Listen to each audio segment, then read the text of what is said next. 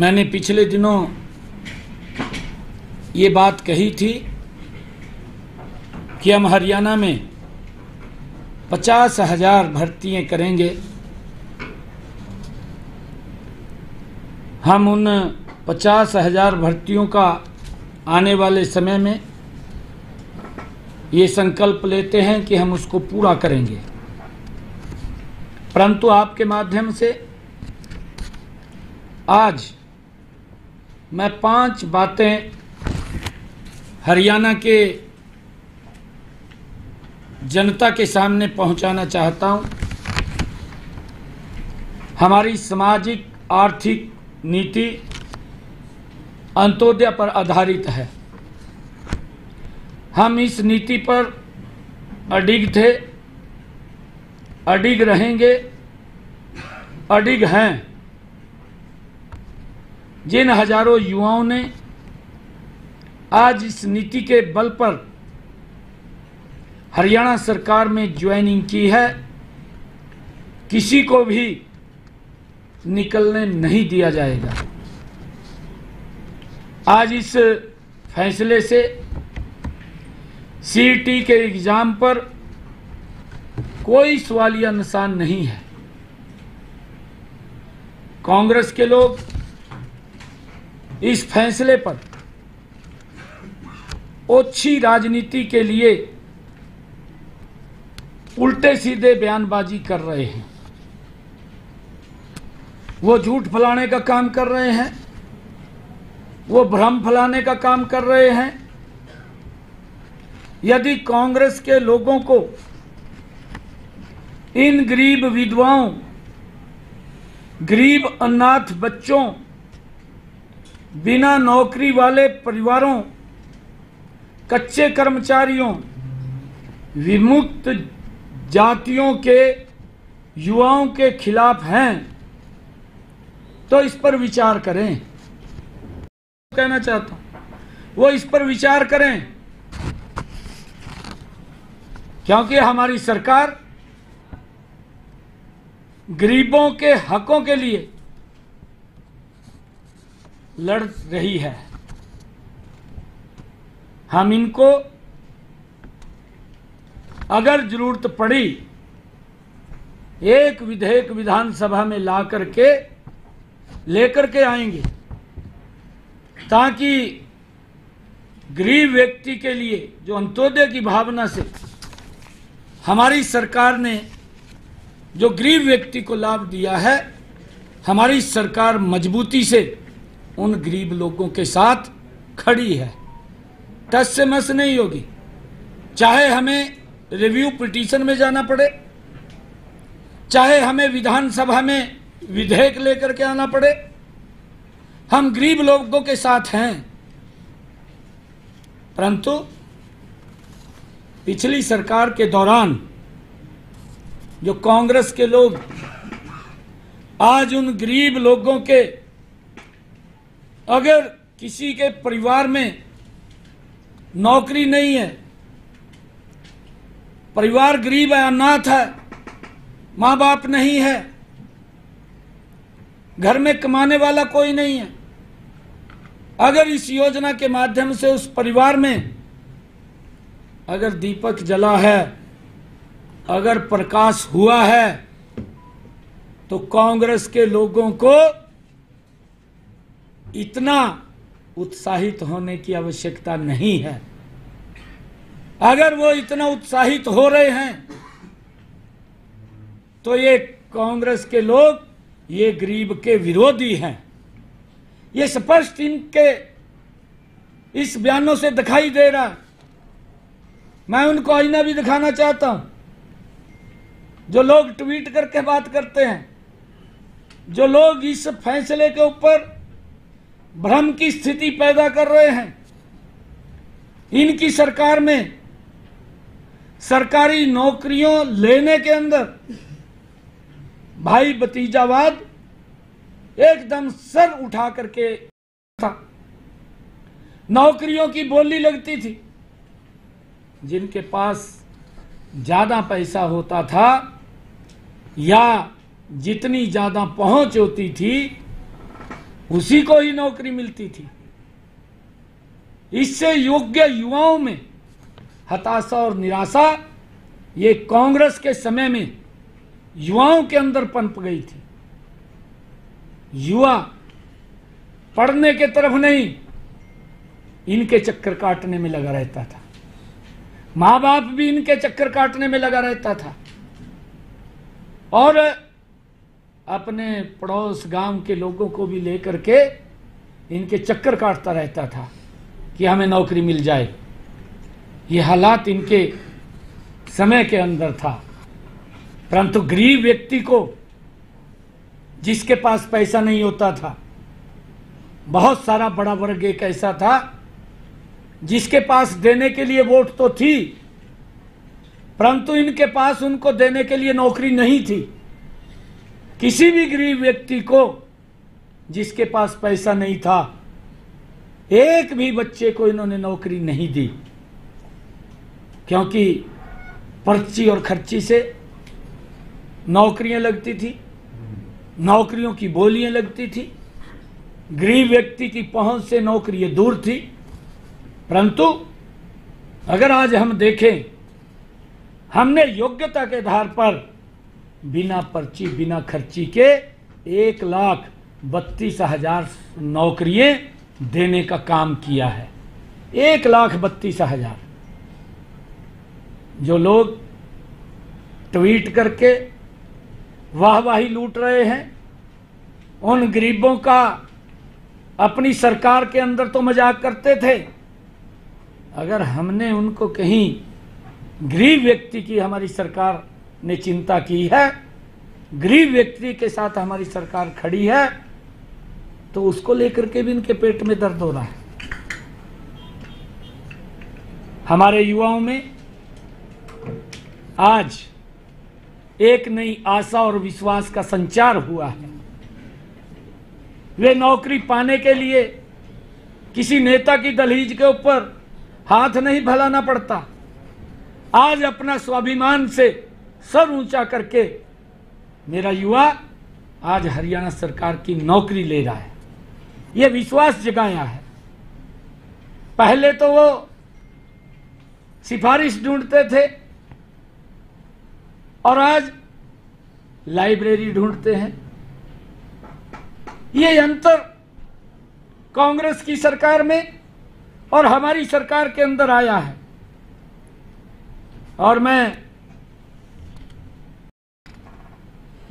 Double bench ने भी 7 दिसंबर 2018 को माननीय उच्च न्यायालय ने सरकार के सामाजिक आर्थिक आधार पर हमने जो 5 अंक दिए थे, जिसका प्रावधान किया था, उसकी सराहना भी की थी। ये हाई कोर्ट ने की थी।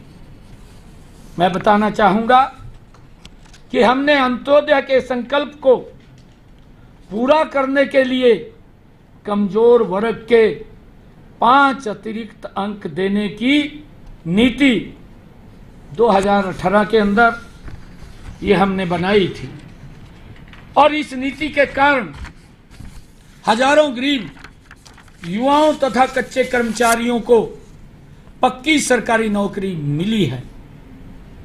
इससे आहत होकर के कांग्रेस द्वारा प्रायोजित भर्ती रोको गैंग समय समय पर इस नीति के रास्ते में रोड़े अटकाता रहा है। मैं उनको कहना चाहूंगा कि ये भ्रम फैलाने का प्रयास न करें। सरकारी नौकरियां देते समय हमने प्रदेश के गरीब परिवारों का भी पूरा ध्यान रखा है। हमारी सरकार गरीब के साथ खड़ी है। इसलिए हमने जिनके परिवारों में कोई भी सरकारी नौकरी में नहीं है, उन उम्मीदवारों को सरकारी नौकरी में सामाजिक आर्थिक मानदंड के आधार पर 5 अंक देने का प्रावधान किया था।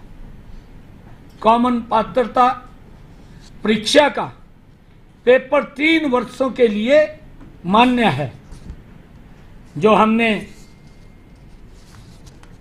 पेपर सीईटी का लिया। उस सीईटी के अंदर ये हमारे कांग्रेस के एक ऐसे नेता हैं जिसको जानकारियां भी अधूरी रहती हैं और वो एकदम से कोई भी निर्णय आता है उस निर्णय की जड़ों में जाने की बजाय तुरंत एकदम भ्रम की स्थिति और झूठ फैलाने का काम करता है। और उस व्यक्ति ने, मैं हैरान इस बात से हूं कि वो बुद्धिजीवी भी बनता है, परंतु किस प्रकार से वो एकदम से उतावला हो जाता है। मैं तो ये कहना चाहूंगा कि कांग्रेस की सरकार ये अपने गिरेबान में झांक करके देखे अपने समय के कार्यकाल को, जिस कार्यकाल के अंदर वो मंत्री भी रहा है, जिस कार्यकाल में इस विधानसभा का सदस्य भी रहा है। ट्वीट करके सुरजेवाला साहब ने ये आरोप लगाए हैं। उन्होंने कहा कि ग्रुप डी में 13,50,000 अभ्यर्थियों ने रजिस्ट्रेशन किया और जिसमें 13,657 कुल पद थे। बिल्कुल ठीक कहा, हम इसका विरोध नहीं कर रहे हैं, परंतु मैं उसको बताना चाहता हूं कि 13,50,000 अभ्यर्थियों ने इसमें रजिस्ट्रेशन किया। 9.5 लाख युवाओं ने पेपर में उन्होंने सीईटी का पेपर दिया और 4,20,000 युवा ने क्वालिफाई किया। जो मैंने कहा है कि वो 3 वर्ष के लिए मान्य है और इस पेपर में कोई भी सोर्स इनकम का सवाल ही नहीं है। सीईटी से ही हम अगर किसी डिपार्टमेंट के अंदर कहीं आवश्यकता पड़ती है तो हम इसी सीईटी से जिन्होंने क्वालिफाई किया है इसी से उठा करके ही उन बच्चों को रजिस्टर करने का काम करते हैं। ऐसे 11,000 युवाओं ने अपनी नौकरी को ज्वाइन किया है और उसमें से 2,657 ऐसे बच्चे थे कि जो इस सोशो इनकम के कारण वो ज्वाइन करने थे, परंतु अभी हमने इन बच्चों के रिजल्ट को रोका हुआ था, हमने उनको ज्वाइन नहीं किया। और 11,000 जो बच्चे हैं जिन्होंने ज्वाइन किया है उनको किसी प्रकार की कोई दिक्कत, कोई समस्या नहीं है। मैं इसीलिए कहना चाहता हूं कि वो भ्रम की स्थिति ना फैलाए, एकदम क्या है। जहां तक इन्होंने एक और बात की है ग्रुप सी की, ग्रुप सी की भी इसने ट्वीट करके, क्योंकि ये उसकी जानकारी तो इसको होती नहीं है, ऐसी इनके मुखिया हैं पार्टी के, उसको भी कोई लिख करके दे देता है और वो पढ़ करके बोल देते हैं सेम पोजीशन इसकी है। ये भी उसको कोई लिख करके देता है, उसको पढ़ देता है, उसकी जानकारी में नहीं जाता। झूठ फैलाना है, क्योंकि डीएनए के अंदर है झूठ फैलाना, और उसको लेकर के लगातार ये झूठ फैलाने के अंदर लगे हुए हैं। इन्होंने जो ग्रुप सी की नौकरियों के बारे में भी बात कही है, इसमें 10,000 से अधिक युवाओं ने 2,000 पदों के लिए पेपर दिया, वो भी सीईटी से था। ये सीईटी का दूसरा भाग है और ये भाग वो है जिसमें टेक्निकल बच्चे आते हैं। और जब इनको बुलाया गया, क्योंकि उसके अंदर 4 टाइम हम बच्चों को बुलाते थे, सीईटी के अंदर हमारे पास इतने बच्चे ही नहीं थे कि वो 4 टाइम हम बुलाएं। ये इसको जानकारी भी नहीं है इस बात की कि हम जितने बच्चे हमें बुलाने थे उतने बच्चे क्वालिफाई नहीं किए, क्योंकि उसमें कोई जेई है, कोई लैब अटेंडेंट, वो टेक्निकल आधार के ऊपर ये भर्तियां हैं ग्रुप सी की। और जितने बच्चे इसके अंदर आए उन सब को हमने इंटरव्यू के अंदर शामिल किया, उनका पेपर लिया और उस पेपर के आधार के ऊपर ही हमने उनको इसके अंदर रजिस्ट किया है। अगर कोई इसके अंदर दिक्कत आती है, ये बच्चे ज़्यादा नहीं है, इनका पेपर ही होगा, इन्हीं में से ही होगा और यही वो बच्चे हैं। एक भी बच्चे को निकलने की इसके अंदर कोई गुंजाइश नहीं है। ये भ्रम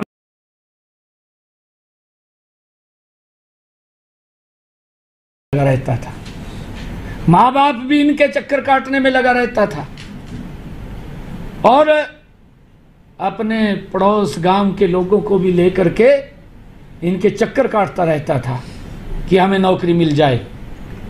ये हालात इनके समय के अंदर था।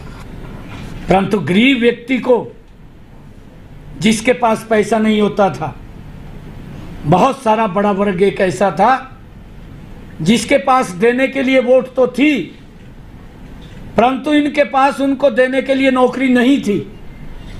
किसी भी गरीब व्यक्ति को जिसके पास पैसा नहीं था, एक भी बच्चे को इन्होंने नौकरी नहीं दी, क्योंकि पर्ची और खर्ची से नौकरियां लगती थी, नौकरियों की बोलियां लगती थी, गरीब व्यक्ति की पहुंच से नौकरियां दूर थी। परंतु अगर आज हम देखें, हमने योग्यता के आधार पर बिना पर्ची बिना खर्ची के 1,32,000 नौकरियां देने का काम किया है। 1,32,000। जो लोग ट्वीट करके वाहवाही लूट रहे हैं, उन गरीबों का अपनी सरकार के अंदर तो मजाक करते थे। अगर हमने उनको कहीं गरीब व्यक्ति की हमारी सरकार ने चिंता की है, गरीब व्यक्ति के साथ हमारी सरकार खड़ी है, तो उसको लेकर के भी इनके पेट में दर्द हो रहा है। हमारे युवाओं में आज एक नई आशा और विश्वास का संचार हुआ है। वे नौकरी पाने के लिए किसी नेता की दहलीज के ऊपर हाथ नहीं फैलाना पड़ता। आज अपना स्वाभिमान से सर ऊंचा करके मेरा युवा आज हरियाणा सरकार की नौकरी ले रहा है। यह विश्वास जगाया है। पहले तो वो सिफारिश ढूंढते थे और आज लाइब्रेरी ढूंढते हैं,